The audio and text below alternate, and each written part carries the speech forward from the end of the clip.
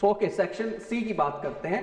Shweta mix two liquids A and B of 10 milliliter each. After mixing the volume of solution was found to be 20.2. यानी कि 10 millilitre एक add किया, 10 millilitre दूसरा add किया, मिलना चाहिए 20, मिल गया 20.2, वॉल्यूम बढ़ गया। वॉल्यूम बढ़ गया, क्यों बढ़ गया वॉल्यूम? क्योंकि अट्रैक्शन कम होगी।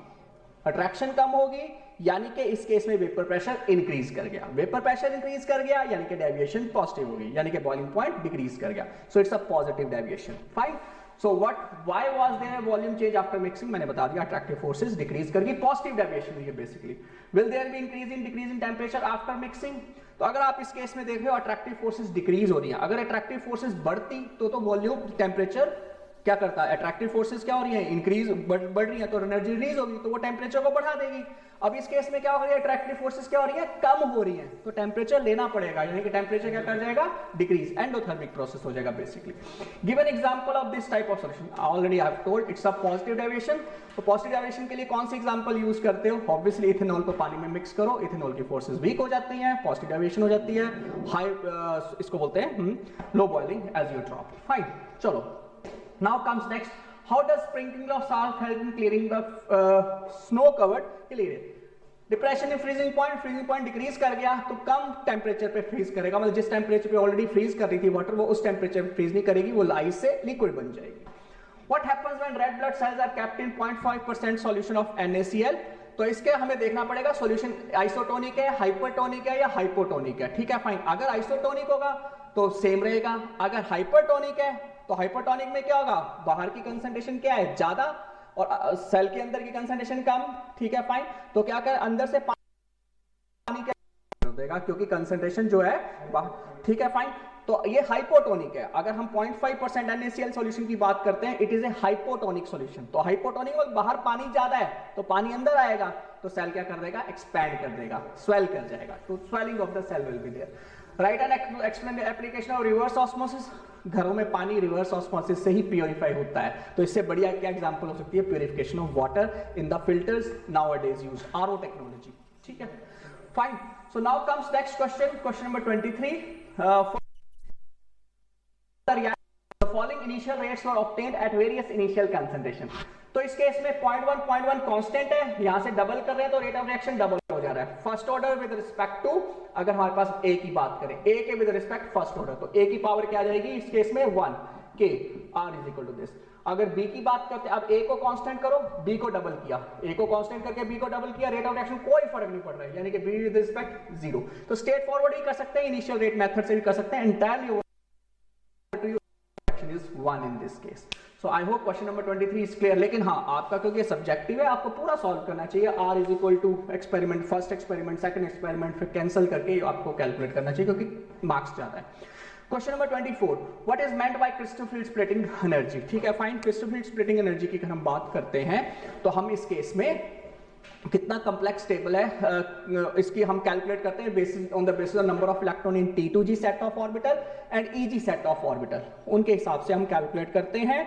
जब T2G की बात करते हैं उसको 0.4 से मल्टीप्लाई करते हैं, और EG की बात करते हैं तो उसको 0.6 से मल्टीप्लाई करके हम एनर्जी को कैलकुलेट करते हैं। Okay, fine. D4 आयन है, अगर क्रिस्टल फील्ड स्प्लिटिंग एनर्जी कम है, पेयरिंग ज्यादा है, पेयरिंग के लिए ज्यादा है, स्प्लिटिंग ज्यादा हो रही है, तो इसकी कॉन्फ़िगरेशन क्या हो जाएगी? T2G3 EG1, क्योंकि 3 T2G में रहेंगे और EG1, क्योंकि ये ऑक्टाहेड्रल स्प्लिटिंग है, क्योंकि O लिखा है तो मेरे को T2G EG ऐसे लेंगे। ठीक है, फाइन। अगर ये T होता तो टेंशन पड़ जाती, but and it's a easy question.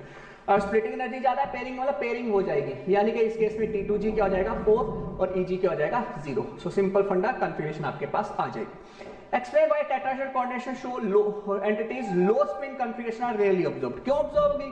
Tetrahedral है, 4 लिगेंड्स हैं, 4 लिगेंड्स है तो स्प्लिटिंग ज्यादा होगी या कम होगी? स्प्लिटिंग कम होगी। जब स्प्लिटिंग कम होगी तो बढ़िया है, स्प्लिटिंग कम होगी तो जो इलेक्ट्रॉन्स है वो ऊपर चले जाएंगे, यानी कि हाई स्पिन कॉम्प्लेक्स ज्यादा बनने के चांसेस हैं। तो इस केस में ऑक्टाहेड्रल होता, स्प्लिटिंग ज्यादा है तो उसमें पेयरिंग की पॉसिबिलिटी ज्यादा है। टेट्राहेड्रल स्प्लिटिंग है, स्प्लिटिंग कम है क्योंकि 4 लिगेंड्स हैं, ऑक्टाहेड्रल में 6 लिगेंड्स हैं, तो इसके हिसाब से हम देखेंगे जिसमें स्प्लिटिंग ज्यादा है उसमें पेयरिंग हो जाएगी लो स्पिन, जिसमें स्प्लिटिंग कम है पेयरिंग नहीं होगी, high spin complex. So this is the thing about it. थोड़ा तेज हूं जो क्वेश्चन को फटाफट समझाना है आपको। Okay, fine. Account for the following. The CCl bond length in chlorobenzene is shorter than that of methyl chloride. बिल्कुल सही है। क्लोरोबेंजीन की बात करते हैं, क्लोरीन का लोन पे रेजोनेंस में इन्वॉल्व होता है।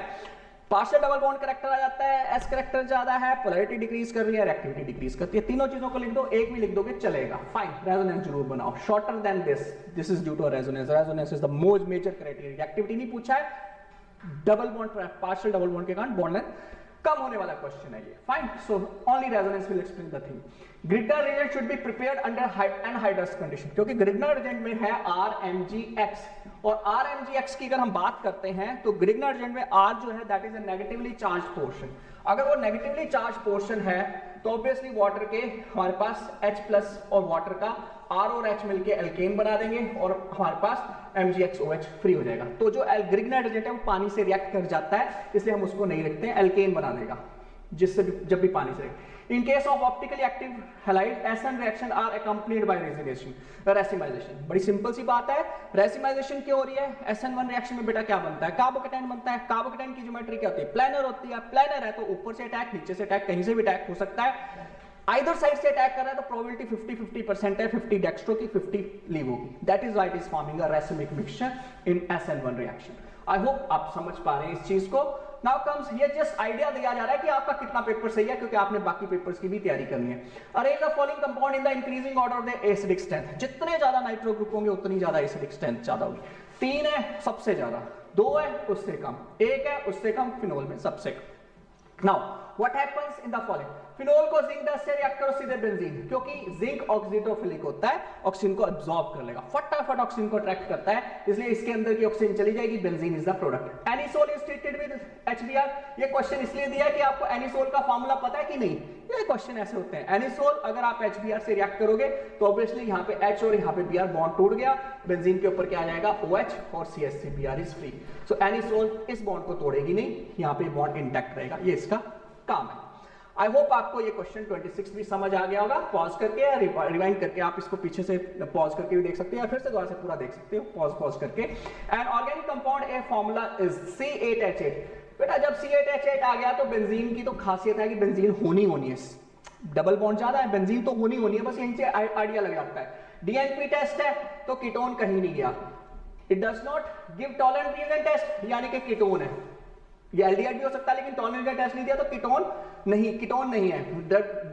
टॉलरेंट टेस्ट नहीं देता यानी कि कीटोन है। एल्डिहाइड होता तो ये टॉलरेंट टेस्ट देता। येलो प्रेस्टेड यानी कि आइडोफॉर्म टेस्ट भी देगा, तो CH3 भी है, ठीक है। On drastic oxidation give carboxylic acid, या इसकी ड्रास्टिक ऑक्सीडेशन करो बेंजीन के ऊपर, यहाँ पे COCH3 की जगह क्या आ जाएगा COH।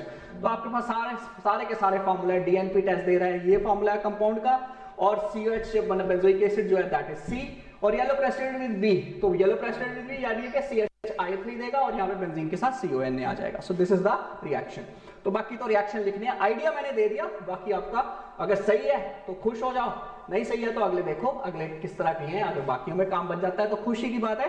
Name the type of linkage responsible for the formation of proteins in amino acid. Amino acids के बीच में आपस में प्रोटीन्स में पेप्टाइड लिंकेज होती है, कार्बोहाइड्रेट्स में it is glycosidic linkage, fine. So वही इस केस में पेप्टाइड लिंकेज का काम है। Two difference between DNA double helix, RNA single, DNA genetic material, RNA genetic material नहीं है। अब इसके अलावा मैं क्या बताऊं, बायो के स्टूडेंट्स तो खूब जानते हैं, ये 2 differences are more than sufficient, fine. So this is all about this chemistry question paper. कोई डाउट्स हैं तो आप मेरे से पूछ सकते हो, ठीक है, फाइन। तो लेकिन अभी तक हमारा एक सेक्शन कंप्लीट हुआ, एक और सेक्शन बचा है, इसको हम इसके बाद करेंगे प्रोसीड।